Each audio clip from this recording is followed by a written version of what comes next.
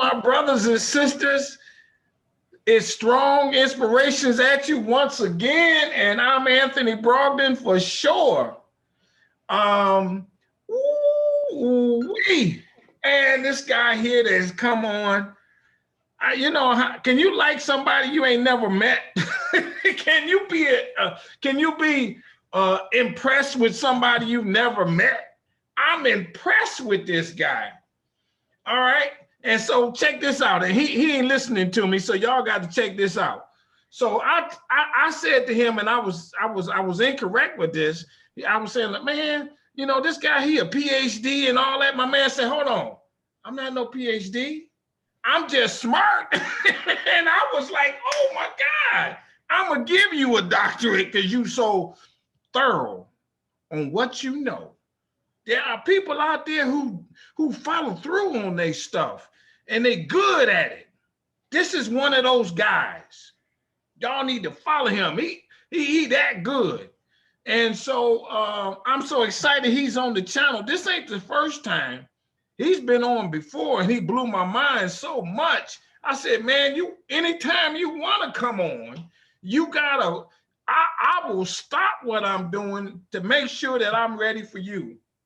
And I'll say that to any of my guests, but this guy in particular, y'all will see what I'm saying when he get to talking. At some time when he get to talking, I don't even ask no questions. I just let him talk. It's that good.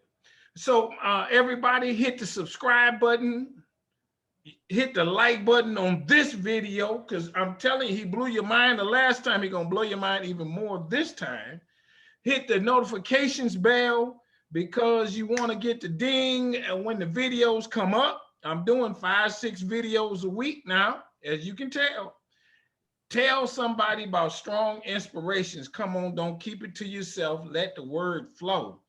Let's educate one another. And that's what we're doing. And I'm so excited that he's on the channel again.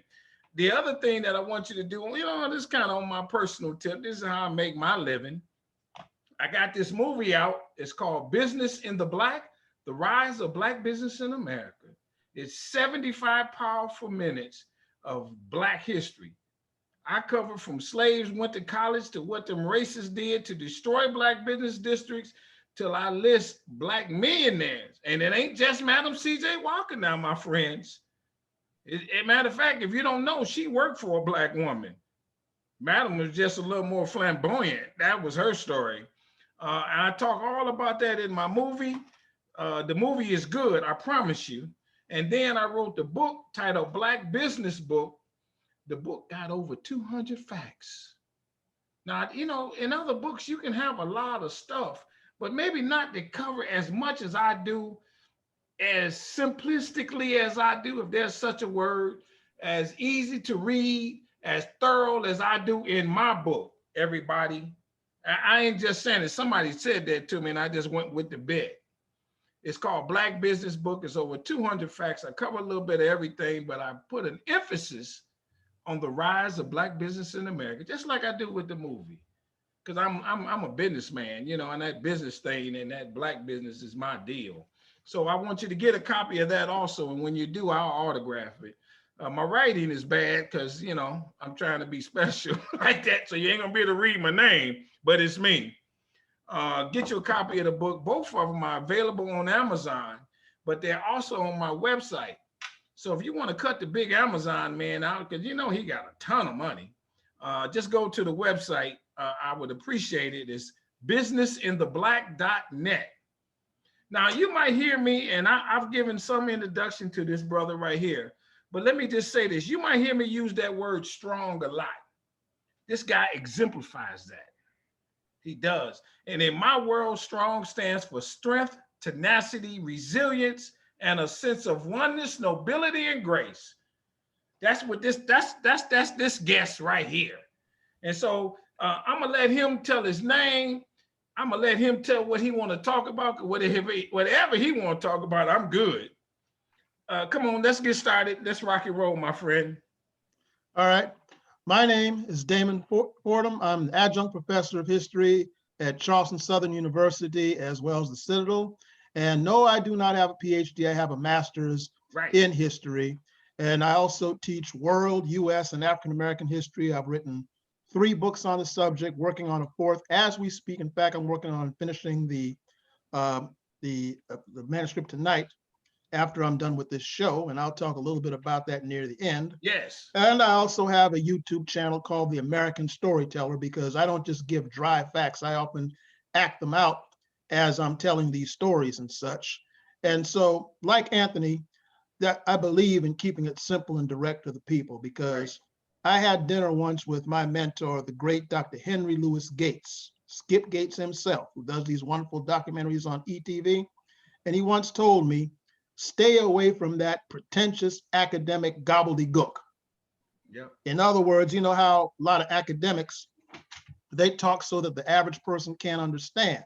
Right. And if you do that, you cannot teach the average person. It's the average person that needs this stuff the most. So I say all that to say, keep doing what you're doing. So, okay, man, I ain't going no more further. I'm gonna let you talk. I might ask a question. Let's roll, because you know how to do this. Yeah, okay. Now what I'm going to get into, see, is the cure and the cause and the cure. And by that, I mean, you know, we know that African Americans have a serious problem in regard to mentality. And you can't find the cure to that until you understand the cause. So this evening, I'm going to talk a little bit about the cause and the cure, okay? Now, with that being said, let's get to the root of the problem. When you and I spoke the last time, you were asking me about Africa. And there's a lot of unknown material about that issue. You see, prior to our coming here, there were these great West African empires like the Ghana Empire, the Mali Empire, and the Songhai Empire, of which relatively few Black Americans know about today. Right. And the Songhai Empire was the greatest of these. It extended from the coast along Guinea all the way into Mali and modern day Chad and such, almost the size of the modern day United States. Okay. And there were great leaders in that area, such as Sunni Ali, who was a mighty conqueror, Askia Muhammad, who was also a conqueror, as well as Mansa Musa, who was the guy who made the pilgrimage to Mecca as a Muslim, and was supposed to be the richest man in African history. And he brought back these Muslim scholars, and they had a school in Timbuktu in Mali, where they still have the writings of that school to this day. Okay. So the essence of it is this: when you have Babylon, Rome, Egypt, Britain, and I dare say the United States of America, it's almost like Sir Isaac Newton said in the law of gravity, what goes up must come down. No empire lasts forever. And so in the case of Songhai, the Songhai Empire, which lasted from about 1492 or such up until 1551, they had the great Askia Muhammad. And he got sick and feeble around 1528, and his greedy, wicked sons overthrew him and exiled him, and he died a couple of years later. So God doesn't like ugly. And these brothers fought among each other for the next several decades until you had Sultan al-Mansur, the king of Morocco. And see, the people of the Songhai kingdom had something that he didn't have, which was gold. And so he had something that the people of Songhai didn't have, which was guns. And so therefore he overthrew the Songhai kingdom in 1591. And thus he put one of the first things he did was put all the scholars in jail. And the reason why he did that was because if you cut off the head, the body will die. And the Songhai kingdom went downhill after that. How great were these scholars they had over there? They had this one guy by the name of Ahmad Baba, not to be confused with Ali Baba. Right. Brother wrote a total of over 40 books in his lifetime. So anyway, while all this is happening, meanwhile, the Portuguese started invading the African coast around 1443. Okay, let me stop right there. I think I got a question, man. Maybe I come up with one. Now, when we talk about invading in kingdoms, them kingdoms in Africa was just within Africa. They didn't go across the water and invade Europe. No. There's one story about a king, Abu Bakari, who sent a boat that was never seen again, but nobody knows for sure where he went. But no, that's not what was happening with that, because see, to back that up a little bit in order to answer that question, what happened in Europe was that after the Roman Empire fell in 476 AD, when the barbarians took over and turned Western Europe into the Dark Ages, China and India were thriving. So about 1,000 or so years, around about the 1300s, you had Marco Polo in Italy, whose father and uncle were traders who would trade with on the Silk Road going through Europe to Asia. So they went to Asia and they found all these wonders of Asia, like gunpowder and eyeglasses and different types of spices and movable type and all these things. Okay. And so when Marco Polo came back to Italy, he got involved with some intrigue with the government of Florence and wound up in jail.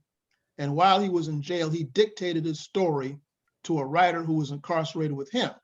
So about a century after that, you had Johann Gutenberg inventing the printing press. And one of the first books that was a bestseller in the printing press was Marco Polo's Adventures. And that led the Europeans to say, well, wait a minute now, if all this good stuff is out there, maybe we should go get some of that. That's what led to the age of exploration in Europe. And they started going these other places. That wasn't on the mind of the Africans at that point. So that's why they were doing that while the Africans weren't. Okay, I got you. Go ahead. Okay, no more. And so anyway, so as all this is happening, meanwhile, Columbus makes his third voyage to the West Indies around 1502 or 1503. And it should be said here that Columbus never set foot on the continental United States of America. He actually was in the Dominican Republic, Cuba, Puerto Rico, Jamaica, and some parts of Mexico, but he never set foot in the United States of America. That was Amerigo Vespucci. But on his third voyage, he had a Spanish priest named Father Bartolomé de Casas. And Father Bartolomé was horrified at how Columbus treated the natives. And he said that this was a sin against God and this should stop. So he had a solution to stop the mistreatment of the Native American Indians, and that was to go to Africa and use the blacks instead. And in 1527, Bartolomé de Casas wrote in his History of the Indies that where he begged God to forgive him for his error and ignorance of what he did to the blacks, but by then it was too late. Now, contrary to popular belief, so with West Africa being in a weakened position, this left it vulnerable to the transcontinental slave trade. Well, however, there were African kings and queens who resisted, and the best known of those was Queen Nzinga of Angola, who when the Dutch and the Portuguese tried to enslave the people of Angola, she told the Portuguese that the Dutch were out to get them, and she told the Dutch that the Portuguese were out to get them. So thus, the Dutch and the Portuguese fought each other, right, while she and her people stayed free. Okay, I love it. And she died in 1663. Now, anyway, so as all this happened, there was a West African scholar, okay, at this point, who had written about the rise and the fall of the Songhay Kingdom. And so this was like about 1613. Okay. He saw all that was going on with the Songhay Kingdom and decided to write about this in a book that was called the Tariq al-Sudan, which is also known as the History of the Sudan. Now, by Sudan, we don't mean the kingdom in East Africa, right? But it was generally, the Sudan was considered the, quote, land of the blacks, right? Okay. Okay. So thus, with all this going on, the book disappeared for many years until a Frenchman named Octave Houdas in 1896 found it while he was in Timbuktu, and it was not translated in English until 2003 by a scholar at the University of Northwestern University in Chicago named John Oliver Hunwick. Okay, and so very few African Americans know about this because the book itself, it's pretty costly, as a matter of fact, but that basically runs down a lot of the lost history of West Africa, you see. And that's how I'm able to sit here and tell you this. Let me ask you this, and I think Sure. you alluded to it. Did they get African slaves from South America? Not South America, from South Africa and all the way down there? Did they go that whole coast, or did they go, how far inland did they go to get them, so on and so forth? As far as we know, the Portuguese made some inroads into the Congo, as far as I know, but not quite as far as South Africa, though. The Dutch were taking care of that in basically doing the same thing to them that they tried to do here, that they were trying to do to the people in South Africa, what was done to the Native Americans over here. I got you. And that led into the apartheid system and so on and so forth with that. I got you. I got you. Okay. But now it should be said that that this, I'm glad you brought that because there's something I want to clear up with this, is that people often say, well, how could the Africans sell each other as slaves? Right. Here's the reality behind that, and it's important to understand this. The Africans did not think of themselves as one people at that point. You see, in those days, if you were in Africa, you would not say, I am an African. They didn't have that concept. You would say, I am a Yoruba, I am a Zulu, I am a Swahili, I am a Fulani, I am Mendingo, and so forth. You based your identity on tribe and nation, all right? So therefore, when they went to war with each other, they would be enslaved. And so thus, when the Europeans came and promised these African kings gold and guns and that sort of thing, it was a case of people thinking, all right, well, look, we've got these prisoners of war, so we're going to sell them. And they didn't see where there was anything that unusual about that time. Now, this is not to say to excuse all this. I'm just telling you what happened. So they did not see the other tribesmen as their own people as such, because I'm going to get into a little bit later how race plays a role in all this. I got you. So it's important to understand that distinction, because you see, we often tend to think of the Africans as being this one people, and there was no consciousness of that in Africa until about, I would say, the days of colonization. I got you. I got you. Now, okay, they were selling them off, but was there fighting? Let me see another question. I interviewed a guy from Ghana who said that the people in Ghana did not know the plight of the people who were sold and came as slaves. They really never heard of the mistreatment. Well, first of all, they had some idea because they were caged up and sold while in Africa before they were sent on the ships. So they had some idea, at least on that end. But it is true that they would have no way of knowing what was happening over here in America. I got you. That's an important distinction. But then too, oh, by the way, earlier I was telling you about the book Timbuktu and the Songhai Empire. Right. The African who wrote it, his name was Rahman. Rahman al-Sadi. Okay, that was his name. He was a West African Muslim. And the West Africans, by the way, they became Muslims around about 1076 when an Arabic tribe called the Almoravids invaded the West African coast. And that's how a lot of them became exposed to the Islamic faith. Other than that, they were practicing various tribal and indigenous religions. Okay. Just to clarify. What do you suspect Africa would have been like if it didn't change, if there would not have been an African slave trade? Well, they'd definitely be in a better condition than they are now, that's for sure. But my thing with speculation is once you start do that, you can just keep going all day. But one way to look at that, however, is that a lot of our gifts to the world as Black Americans, our literature, our poetry, our music, our inventions, and all of that, it's difficult to say whether those type of things, how we basically change the culture of the world. It's difficult to say whether that would have happened had we not taken our pain over here and took that ugliness and made so many beautiful things out of it. I got you. I got you. That's one way to look at it. I got you. So anyway, after all this, after all of this, they were taking them to slavery, and contrary to popular belief, it was not with Jamestown, Virginia in 1619 wasn't the first. The first was actually around modern day Georgetown, South Carolina in 1526. A Spaniard named Juan Luis Vasquez de Ayllon went and invaded that area with some Africans as well as Spaniards. And the Africans overthrew and killed him and went into the interior and joined up with the Native Americans in 1526, long before 1619. But where things really get complicated is this.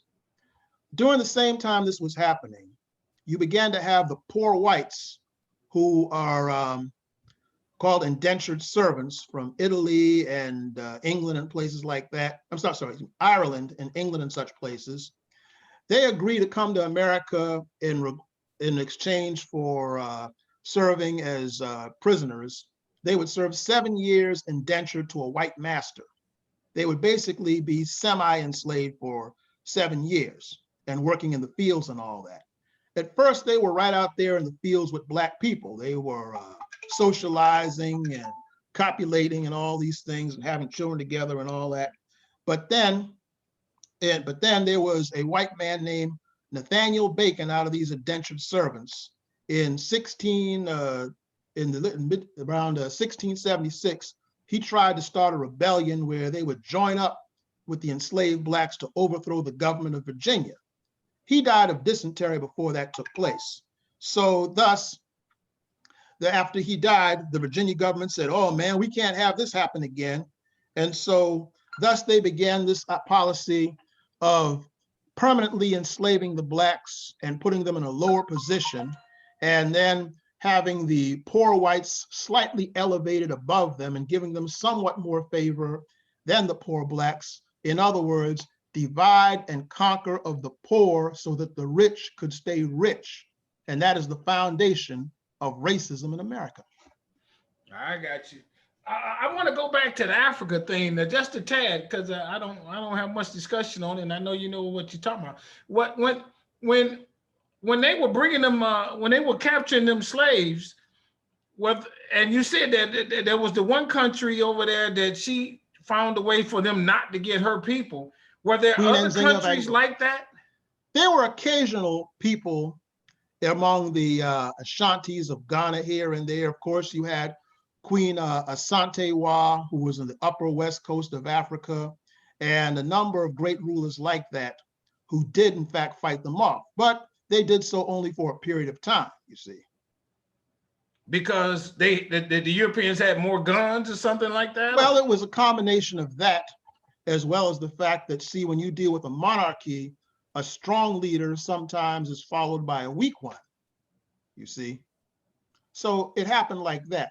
But now, if you want to talk about victories over Europeans, probably the best known of that would be in the East Coast in Ethiopia in 1896. You had the Italians were trying to conquer Ethiopia, and the Ethiopians had a great emperor named Menelik II. And Menelik II managed to get managed to get the Italians' European enemies to get him guns. So they fought in a place called the Battle of Adawa in 1896. And that was one of the first major military defeats by an African leader over a European country. And that made Italy the sick man and the joke of Europe, while Menelik became the hero to people of dark complexion around the world. Now, Menelik, incidentally, one of Menelik II's successors was a distant cousin of his who came to the throne in 1930, and his name was Emperor Haile Selassie I of Ethiopia, the same one Bob Marley sings about. Okay. Okay. Was there at some point in time in Africa, was there ever an instance where the countries band together to stop the exploitation of the people or something like? Was there ever any synergy among them? Not to, well, that didn't happen until about 1963. They had the Organization of African Unity. That was the first time you had that. And then you also had Pan-African Congresses going all the way back to 1900. But you see, by 1900, you had what was called the Berlin Conference in 1884 and 1885, where the Europeans divided up Africa among themselves, so that the British were ruling this part, the French were ruling that part, and the Germans were ruling that part. So that wasn't even feasible. And the only independent countries they had left were Liberia and Ethiopia. So that wasn't even feasible until about 1963, when the vast majority of African countries became independent. They met to form the Organization of African Unity, which is known today as the African Union. How did the people feel knowing that they're, even within their own family, they were leaving and that they saw them in this bondage? Did they do some things, some revolts within Africa to have their people escape this bondage? Oh, well, they tried to do it. Well, of course they tried to do that, but again, these people were largely outgunned. I got you. It's important to understand that, you see, because they did not have that much experience with dealing with people who had gunpowder and cannons and that sort of thing. I got you. So that's a key way of understanding all of this. I got you. But now getting back to what I was telling you a little bit earlier about race, because see, the thing about it is, it's difficult for most people now to not look at this with a 21st century mind. But you got to understand that in the 15 and 1600s, race is not yet a major issue. Because you see, up to that point, the average person on Earth never saw a person who didn't look like them, unless you lived in the Mediterranean, around where you had Africa, Europe, and Asia all kind of close together. The average person never went more than 20 miles beyond their home. So very few Europeans ever saw a non-European. Very few Africans up till that time saw a non-African, and so on and so forth like that. Gotcha. So after the age of exploration, you have people going to these different places and all that. And so once they discovered that they could use these Africans as cheap labor, the only way that you could get something like that to succeed is if you convince the public that that's the right thing to do.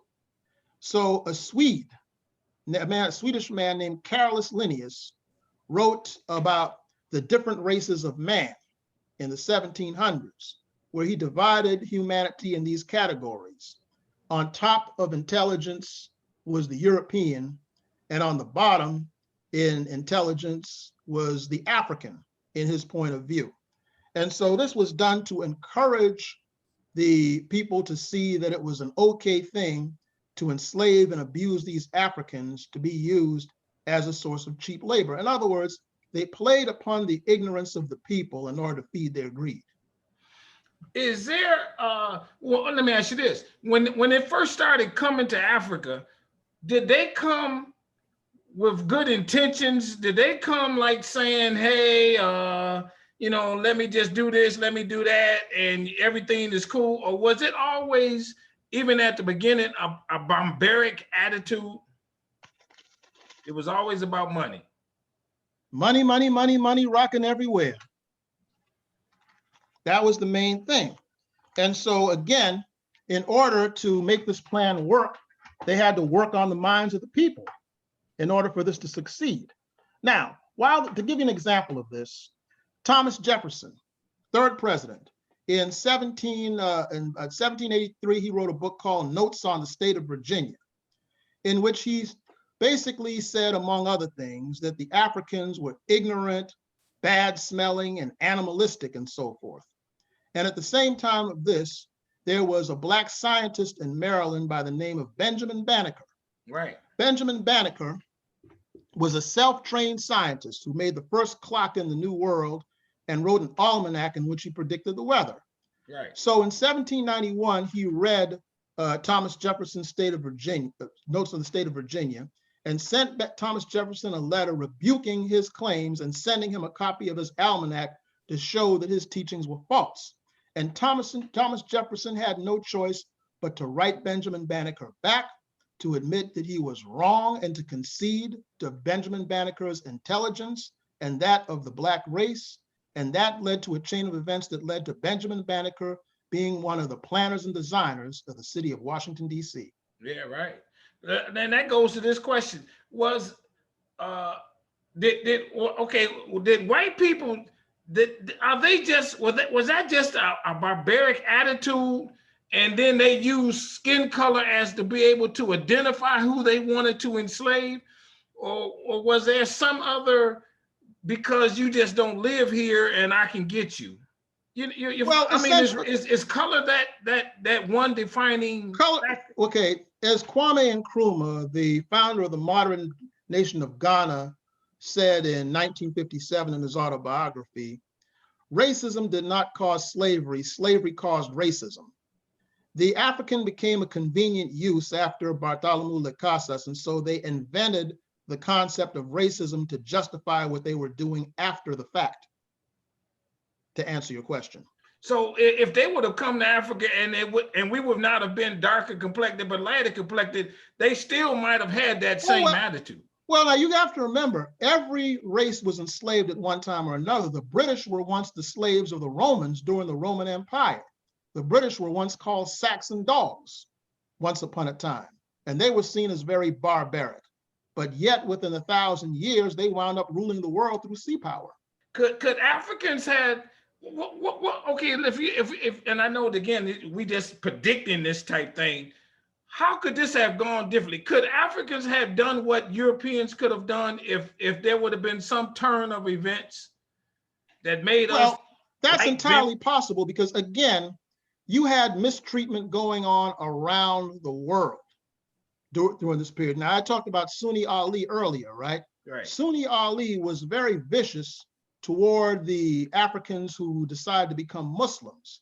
He did things like raid their homes and have their daughters parade up and down the streets naked and all of that, because he felt that the African Muslims were traitors to their own people. And so, you had things like that going on. And again, this happened all around the world. I mean, with the Aztecs of Mexico, for example, they had thousands of people involved of their rival tribes in human sacrifices to their gods and all of that. So, I mean, again, what you and I are talking about now is basically the only aspect of this that the average person knows. But once you study, because I always tell people, it's great to study Black history, but you also got to study world history, because when you study world history, you put all this in its proper context. And a lot of people don't have that context. I got you. There was, I know there was some other points that you wanted to make. Yes, I did. Yes, I did. Because see, among other things, a lot of African Americans to this day believe that it's impossible for them to unite. Okay. And a lot of people to this day believe that we have a tendency to be good at all things physical, but nothing mental. We're good with sports and dancing and things like that, but not always with intellectual things. So much so that, as Barack Obama said in his 2004 speech at the Democratic Convention, that we have to eliminate the slander that says that a Black boy with a book is acting white. And I went through that when I was a kid, trust me. And so we have to get to the roots of that in order to destroy that.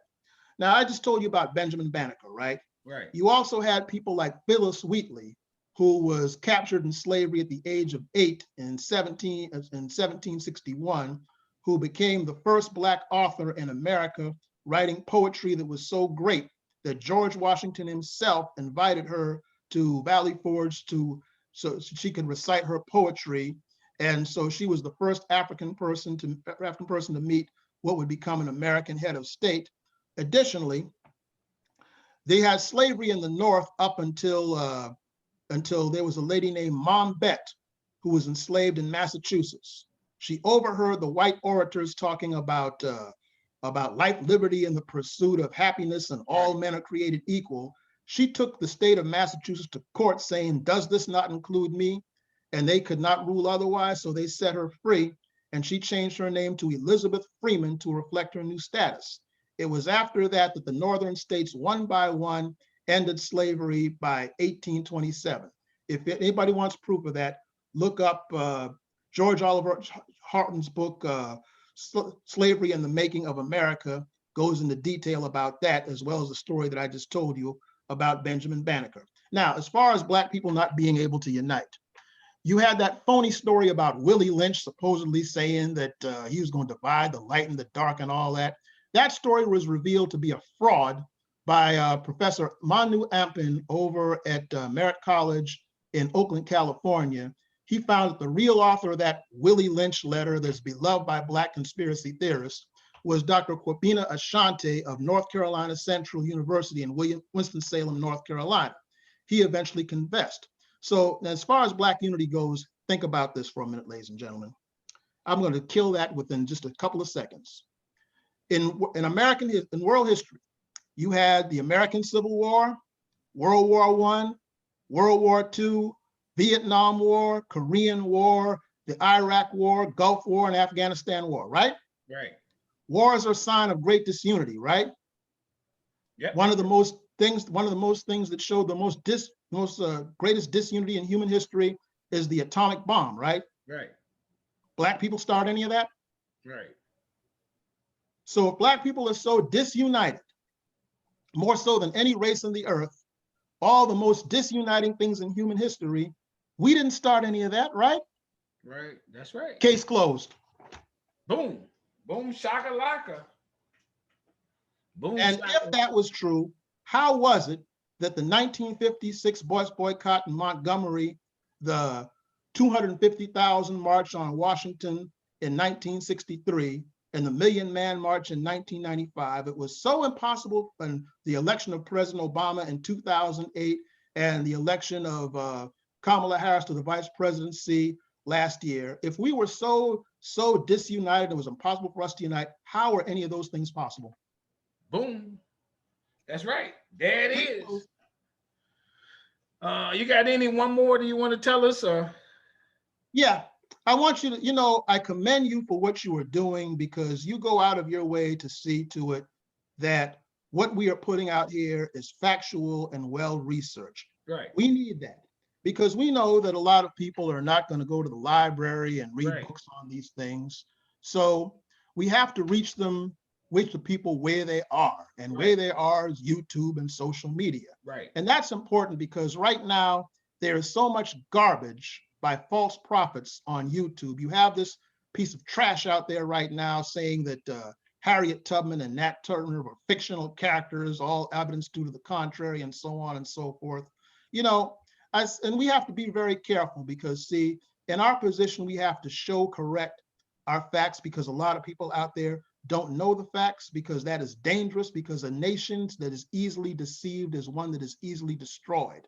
So we've got a great responsibility, and use it well, because as Stan Lee said in 1962, with power comes responsibility. I love it. How do people find you? What's the name of your podcast? Oh, my YouTube channel is American Storyteller. It's the title of an unpublished book that I wrote back in 2013 that I still might publish someday, about the role of storytellers in Black American history. And I'm currently writing a book now called Call Us Aliens. You see, back in 1895, Benjamin Tillman, the senator from South Carolina, tried to overhaul the state constitution to make segregation the law of the state. And these 6 bad, brave brothers, including the legendary Robert Smalls, led an effort to stop that. They went to the state capitol in Columbia to try to stop him from doing that. And that little known story of heroism is what this book is all about. Okay. I'm going to try to finish the manuscript, in fact, right after we do the show. Do you have a copy of any of your books right there in front of you? You can go on Amazon and eBay and get True Stories of Black South Carolina, Voices of Black South Carolina, and a novel I wrote called Mr. Potts and Me. Mr. Potts is a fictional composite of my dad and an elderly gentleman who was sort of like Mr. Wilson to my Dennis the Menace as a boy, named Walter Snipe.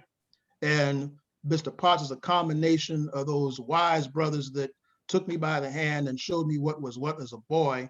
And the boy in the story is this little kid who's a bookworm and very bad at sports and socially awkward. And Mr. Potts, through his stories of history and folklore, get this kid into manhood. So it's basically a semi-autobiography. It's loosely based on my childhood. I got you. Again, thank you for. Is there any more comments, or we good for right now? Oh, we're definitely good for right now. All right, we're good. That's enough for everybody. Everybody, this is what we do here at Strong Inspirations. I just try. I don't even know how I found him, but man, he's a jewel. I'm telling you. And I'm so happy he takes out his busy schedule to come on the channel.